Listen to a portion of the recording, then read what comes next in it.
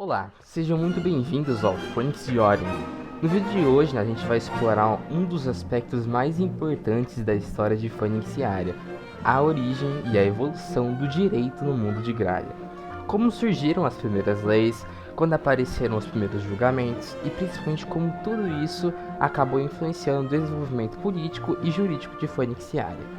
Se você ainda não sabe exatamente o que é Phoenix Aria, recomendamos que você assista o nosso vídeo anterior, Quem Somos Nós, onde explicamos toda a origem desse mundo. Mas, sem mais enrolação, prepare-se para conhecer a história por trás das leis, dos governos e das constituições de Graia. Sejam todos muito bem-vindos ao documentário O Direito do Mundo. Bom, vamos lá. Para você entender a origem do direito, nós precisamos voltar no começo de tudo. Segundo a Santa Carta de Aetéria, o mundo de Graia possui uma origem divina. A obra, escrita pelo escrivão Moine, um dos filhos de Aet, reúne os primeiros registros oficiais não apenas da criação do mundo, mas também da própria existência. E é justamente nesse contexto que encontramos o que pode ser considerado o primeiro ato jurídico da história. No primeiro livro, capítulo 13, é narrado o avanço do demônio Lau contra a cidade celestial de Aetéria. Lau liderava um exército de demônios que haviam escapado da prisão localizado no Reino Invernal. Sua invasão provocou uma grande destruição na cidade, até que Aet chegou. Com a sua chegada, os anjos feridos foram curados, e assim como seus filhos, os membros da Tétrade Sagrada. Após o combate, Lau foi derrotado, e é justamente nesse momento que surge o primeiro grande ato jurídico da existência, o julgamento divino. Lau foi julgado por seus crimes, entre eles a invasão e a tentativa de perturbar a ordem celestial. Como consequência, ele foi derrotado e expulso para as profundezas da criação de seu irmão, o planeta Graia. E é lá que a história dos Gralianos, ou seja, a nossa história, realmente começa. Com o passar do tempo, os Gralianos se desenvolveram e fundaram o Reino Unificado de Graia, baseado no paganismo implementado por Lau durante a sua falsa identidade como Istefaniel. Foi nesse período que surgiu o que é considerado o primeiro contrato da história. Lau foi apresentado como uma suposta divindade rival de Aet, firmando um pacto com Troistan I, o primeiro rei dos Gralianos. O acordo era simples. Lau oferecia a proteção divina e bênçãos à linhagem de Troistan, e em troca, Troistan e seu povo deveriam adorá-lo. Mas o verdadeiro objetivo de Lau era muito maior. Ele queria se igualar a Aet, queria tornar-se a própria existência, assim como seu pai. E assim, seguindo a história da Santa Carta de Aetéria, ela nos leva ao chamado o Julgamento de Troistan. Durante seu governo, Graia vivia aquilo que parecia uma verdadeira era de ouro. As construções se tornavam cada vez mais avançadas e pela primeira vez surgiu um conceito fundamental para a história do direito de Graia: o trabalho. Os cidadãos do Reino Unificado trabalhavam para construir e desenvolver o reino, e em troca ainda não recebiam o que conhecemos como dinheiro. O sistema funcionava principalmente por meio de escambo. Séculos depois, pesquisadores e professores de direito dariam um nome específico para esse conceito: workere. No noro phoeniciano, workere significa simplesmente trabalho.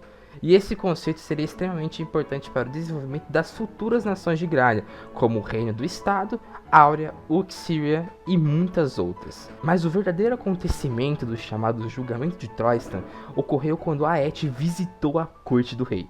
Devido à influência de Lau e à profunda lavagem cerebral sofrida pelos Gralianos, Aet foi confundido com uma figura chamada Uxismado.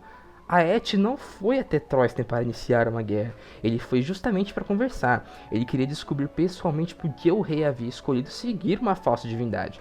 Mas Troistan havia convivido com Lau durante anos e, influenciado por ele, decidiu permanecer ao seu lado.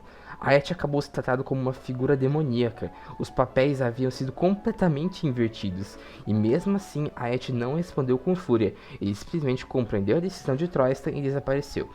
Por isso, segundo alguns autores de livros, de obras, o termo julgamento é considerado muito controverso. Afinal, não houve uma sentença verbal. A sentença, por sua vez, ela já havia sido aplicada pelas próprias ações de Aet. Ele simplesmente virou a sua face para longe dos gralianos e somente retornaria para ajudá-los após um pedido de sua filha Piroânia, a guardiã de Gralha. Mas essa é uma história para um outro vídeo. Em breve aqui no Phoenix Yori teremos também um resumo sobre o aeterismo, a religião oficial de Phoenix Yori. Após os acontecimentos da queda de Laon, descritos na Santa Carta de Aetéria, o reino unificado chegou ao seu fim. A partir daí, diversos povos começaram a se ramificar. Grande parte desse desenvolvimento ocorreu no norte de Clasca, a região que durante muito tempo seria conhecida como um continente superior. Por muitos anos, conceitos como direito, cidadania e política foram desenvolvidos principalmente no norte e no centro do planeta. Isso não significa que o sul não tenha sido desenvolvido, nem que tivesse suas próprias instituições, mas é inegável que o norte de Clasca teve um papel fundamental na formação dos primeiros conceitos jurídicos de Grada. Foi nessa região que surgiram diversas nações. Uma delas foi o Reino do Estado, governada pela família Auel e marcado por seu forte caráter militar. Não vamos nos aprofundar demais em sua história, já que estamos falando de uma das nações mais antigas de Gralha. Mas o Reino do Estado deixou contribuições importantes, principalmente no campo militar e institucional. Foi lá que surgiram alguns dos primeiros órgãos governamentais, como o Conselho Supremo e a Assembleia Geral. Entretanto, o Reino do Estado acabou caindo e de suas ruínas diversas novas nações surgiram, cada uma desenvolvendo seus próprios conceitos de direito. Tínhamos, por exemplo, os Aureanos em Eldestia com seu sistema feudal e também os Sarovianos que deram início a uma forma de monarquia constitucional parlamentarista, transformando completamente o cenário jurídico do planeta.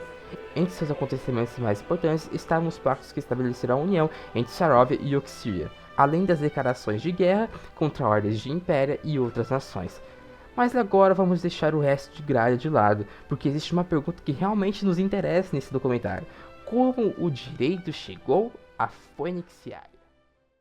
Após a unificação de Phoeniciária, a dinastia Cliff realizou um golpe de estado e derrubou a legítima dinastia Faustarian, como visto no documentário anterior do nosso canal no YouTube, a primeira unificação de Phoeniciária.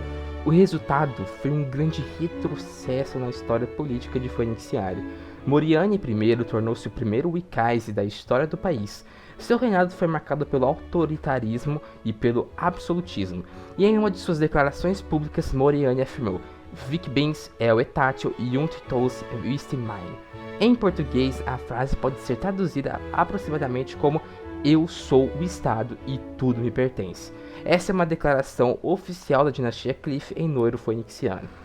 O governo passou a emitir diversos decretos imperiais, incluindo alistamentos obrigatórios para as guerras contra os Sacrovianos, liderados pelo imperador de Sacróvia, Jaime Riesburgo. Além disso, ocorreram outras tensões e conflitos contra grupos considerados bárbaros. A situação se tornou tão instável que diversas pessoas começaram a reivindicar o trono de Phoeniciária. Moriane I acabou sendo deposto e seu sucessor foi Moriane II. Seu governo não apresentou grandes mudanças em relação ao anterior. A principal diferença foi a redução das declarações autoritárias em público, né? Acho que ele realmente aprendeu com seu antecessor. Enfim, as políticas permaneceram praticamente as mesmas. Nesse período, a estrutura de Phoeniciária era essencialmente feudal. No topo estava o Wiccaise, seguido pela família imperial, pelos nobres e abaixo deles a plebe. A estrutura moderna de leis como conhecemos não existia. Enquanto isso, outras nações no norte já avançavam juridicamente. A dinastia Cliff defendia que leis não eram necessárias. E essa decisão contribuiu para mergulhar o império em anos de caos, até que finalmente a dinastia Cliff foi deposta e a dinastia Faustarian retornou legitimamente ao poder e uma nova era estava prestes a começar. Com a ascensão de Tadiore I, Phoeniciária começou a passar por profundas transformações. Uma de suas primeiras medidas foi o exílio completo dos separatistas de Cliff por meio do Cliff Exilium. Esse foi considerado o primeiro ato jurídico de fato de Phoeniciária digno do grande destaque. Mas Tadiore I tinha planos ainda maiores. Ele iniciou um processo chamado de redemocratização. E aqui está um dos momentos mais importantes para a história política de Phoeniciária. Tadiore I era um monarca absoluto e, mesmo assim, decidiu limitar os seus próprios poderes. Para isso, assinou a Grande Carta, considerada a primeira constituição de Phoeniciária. A partir dela, foi criada a Dieta de Francária, dividida entre o Colégio Imperial e a Duma de Lipsfeld. Leis passaram a ser aprovadas, eleições passavam a acontecer, e Fonixiara finalmente começava a construir uma estrutura política mais organizada. Mas um problema continuaria acompanhando o Império durante muitos reinados: a incompetência. Diversos governos demonstravam pouco comprometimento, leis eram criadas de maneira superficial, governantes entravam em inatividade pouco tempo depois de suas eleições, e em muitos casos faltava aquilo que deveria ser fundamental para qualquer soberano: amor pelo próprio império. Essa situação continuaria até a chegada de Taddeo III, o Conquistador. Nós não vamos revelar todos os detalhes do reinado de Taddeo III, porque o Phoenix Yoren pretende dedicar um documentário inteiro à sua história, mas algumas mudanças são importantes para entender a evolução do direito em Phoeniciária. Taddeo III extinguiu a Dieta Imperial de Francária e criou em seu lugar o Senado Imperial. O Senado era composto por nobres, mas suas decisões eram tomadas por meio de votações democráticas. Além disso, Taddeo III foi responsável pela maior expansão territorial de Phoeniciária em Clássica, desde a primeira unificação. E com o tempo, uma nova instituição surgiu: a Assembleia.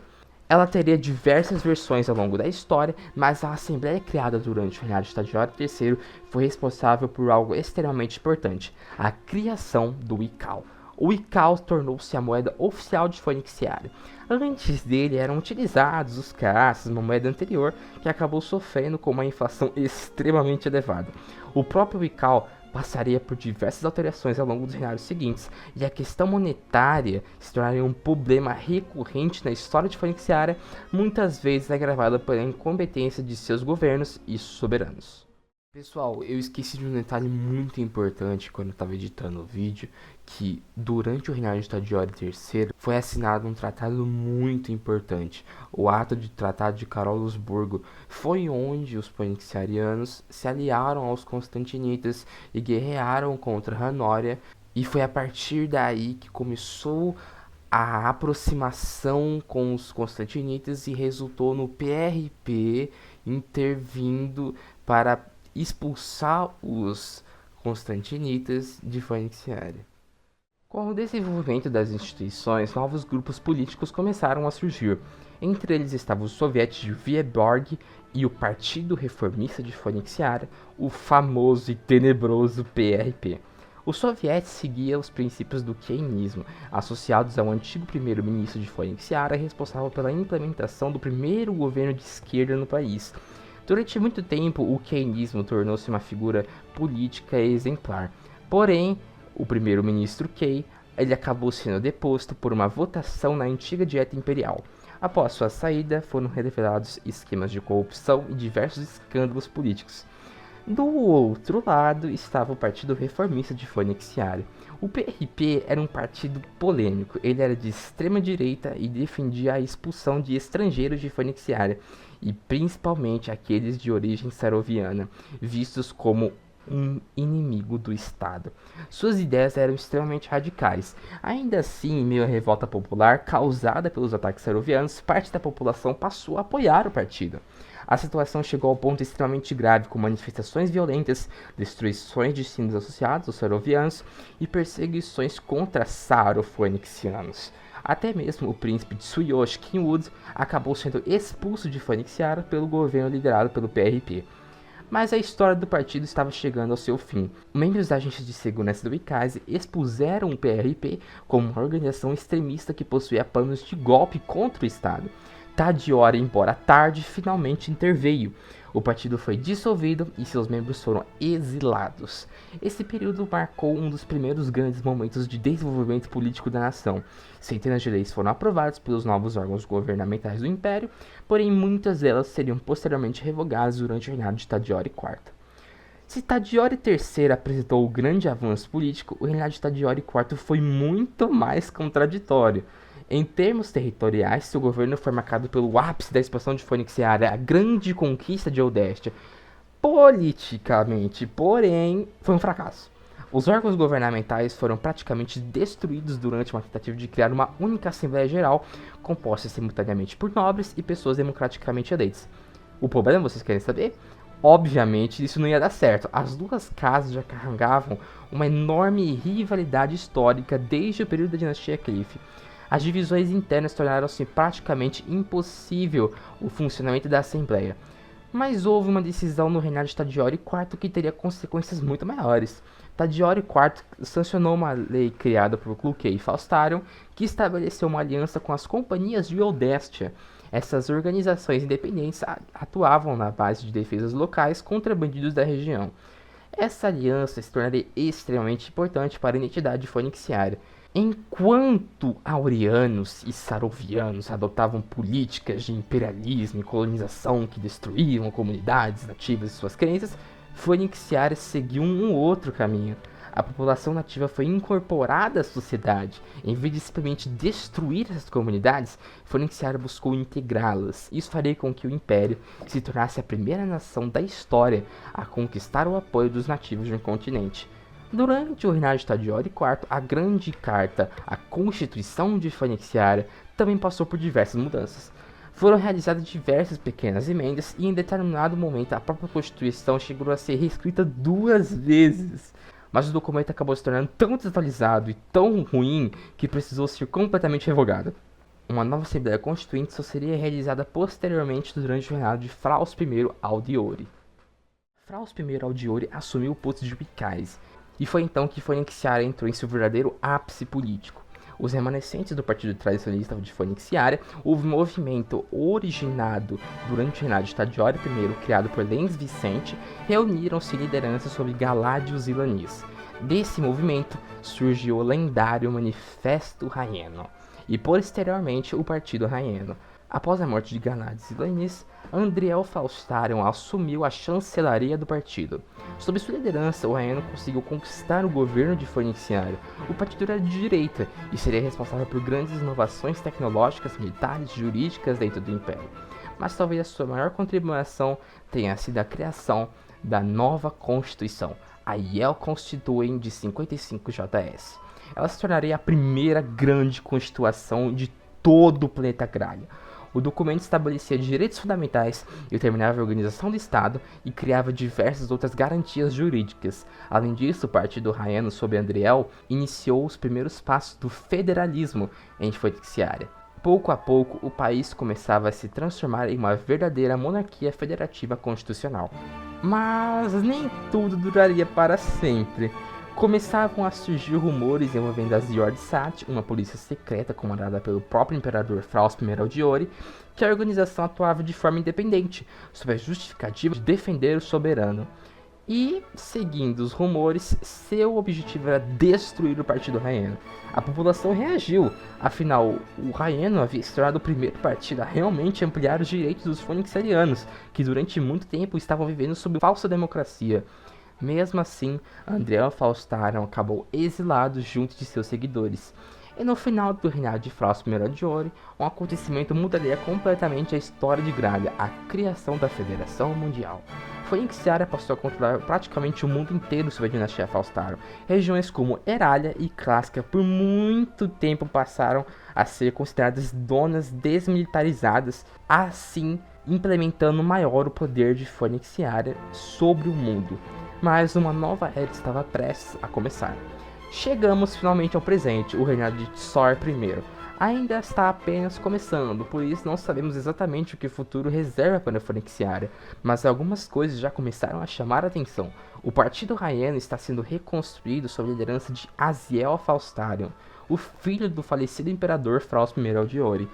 E também existem rumores sobre a criação de um dos documentos mais importantes da história de Graalha, a Grande Carta do Mundo, uma nova constituição destinada a organizar juridicamente a Federação Mundial de Fonixiária.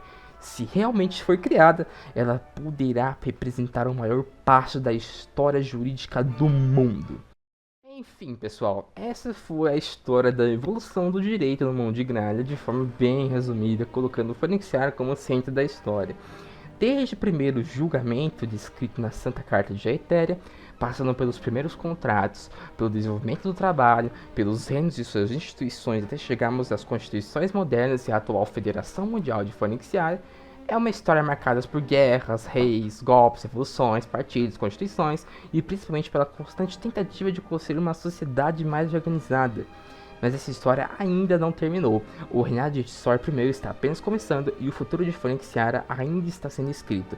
Espero que vocês tenham gostado desse documentário e se gostaram, não se esqueça de acompanhar os próximos vídeos aqui do Phoenix Yara para conhecer cada vez mais a nossa história e a política e a cultura de Phoenix Yara. E é claro, junte-se também ao nosso servidor do Discord e ao nosso exército no jogo Gra Online Classic. Até o próximo vídeo e que a Et esteja com todos vocês.